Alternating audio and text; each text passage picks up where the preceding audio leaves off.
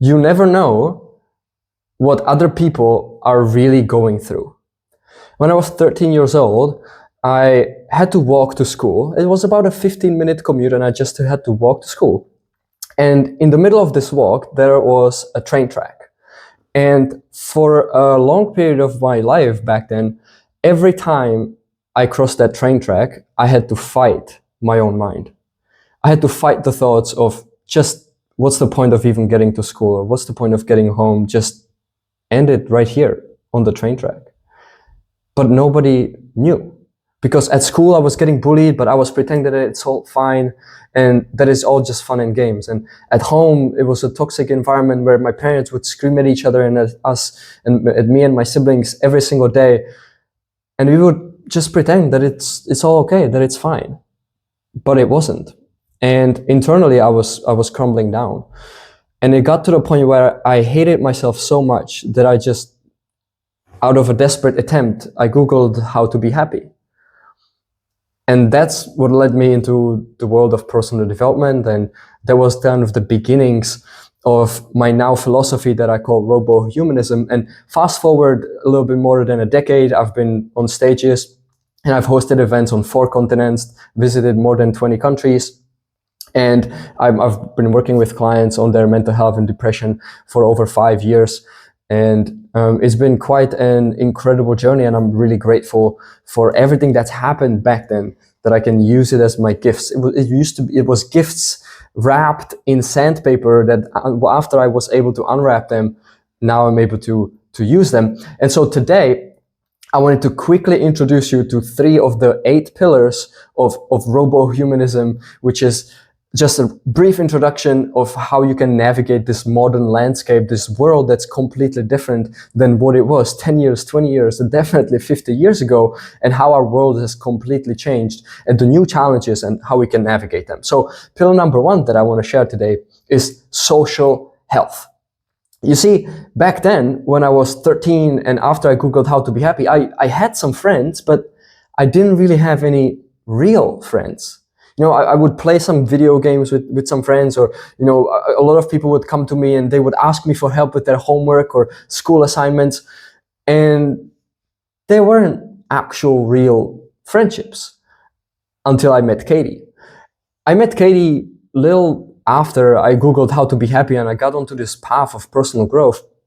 And from the outside, we had nothing in common. Like, I was the bullied kid and nobody really liked me, but she was the popular girl, right? Like, she was the prettiest and the funniest and everybody loved her. And her life from the outside was absolutely amazing.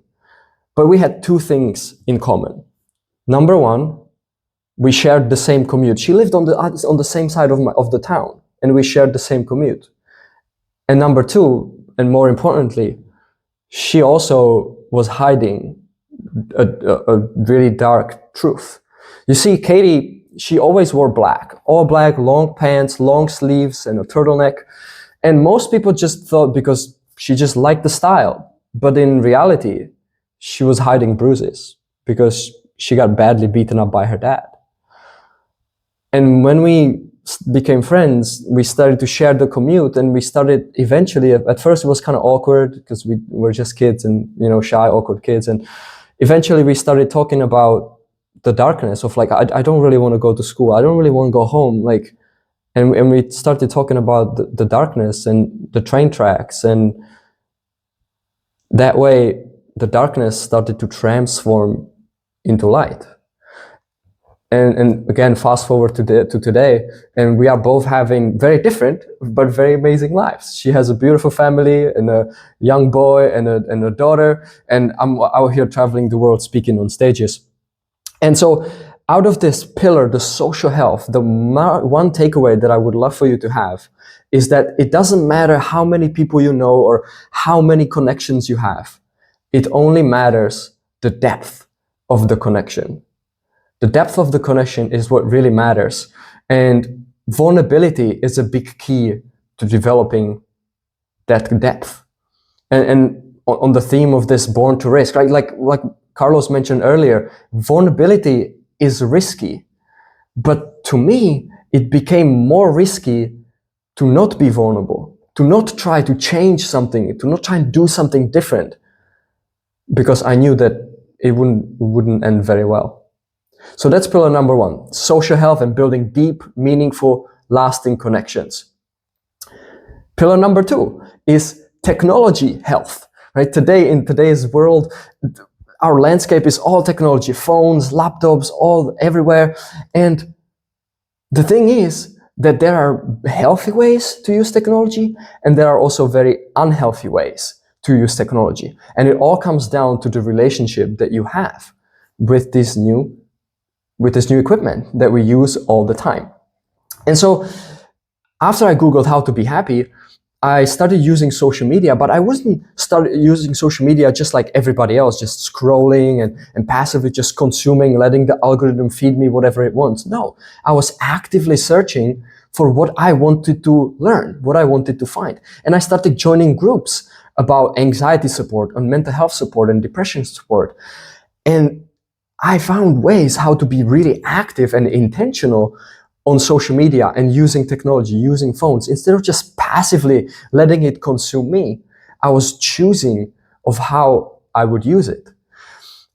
And I discovered that there are two ways how you can use technologies and social media and any other form, and these days AI as well, right? AI chatbots that are relatively new, and we're still very needing to adapt. There's the passive ways, and then there's the active ways. And when you think about it, the passive way is really just letting the notifications or the algorithm do whatever they can to you. Whereas the active way is you are very conscious and very intentional about how you use these technologies. And it can make all the difference, because passive ways can lead into more anxiety, more depression, more isolation. These days, with specifically AI and social media, it can also lead to brain atrophy and memory loss and all kinds of issues. But when you use it actively, it can lead to amazing growth and expansion. I mean, this event is a great example. We wouldn't be here today without technology. So right now, all of us are using technology in a healthy, active way. So I just want to invite you to pay attention to how you use technology on a daily basis. And usually, it's not black and white. We have a balance. Either we use it more actively or more passively, and it also depends on how we feel in the moment. So I just want to invite you, just start paying attention and building awareness, whether you are more active with technology or more passive. And just slowly and surely start transitioning to being more active, because it can make all the difference in your life. And pillar number 3 is spiritual health. And I think about spiritual health not in terms of any specific religion or any specific kind of spirituality, but really in your conscious power, in the strength that you have, in your intentional conscious power, how well you can control yourself. Because our minds and our bodies get pre-programmed, and we slide into something that is called default mode, where your default mode network starts to just take over, and your brain, you're like on autopilot and you're not even there. Your spirit, your soul is not in control of your brain and your body. I'll give you an example.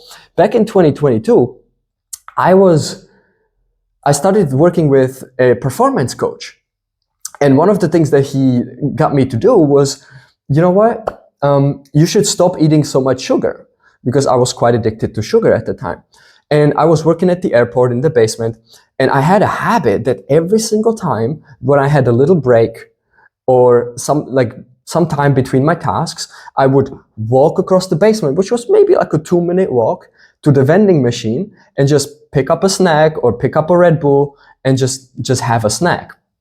Now, after I started working with this coach, he told me, hey, that's a habit that you probably want to stop doing. So I was like, okay, great. Let me work on that. And many times I found myself just completely on autopilot, walking to the vending machine across the whole basement for about 2 minutes. And I remember very clearly being somewhere locked in the back of my head, just observing myself and feeling like a robot. Like, I know I'm about to go to the vending machine. I know what I'm about to do. I know I don't want to do it, but there was nothing I could do about it. And I felt powerless, because my subconscious mind was just completely taking over. See, I didn't have strong enough spiritual power yet. I wasn't able to fully control how I felt and what I did. And this is where it becomes more like a muscle. We have to practice our conscious power, our spiritual power, to be able to control our emotions and our actions, which in turn create our results in life.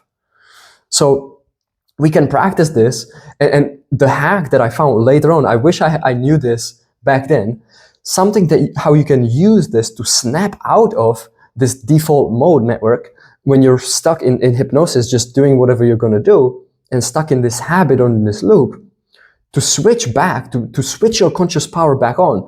I started using this like shaking method. And it's super simple. You just start shaking yourself. You shake your head, you shake your body, and it feels kind of weird. It sounds weird as well, but it really works because it shakes up your neurochemistry a little bit. It shakes up the neural pathways that are connected in that moment, and it gives you this little gap, this little extra gap that you can step in and you can use your conscious power.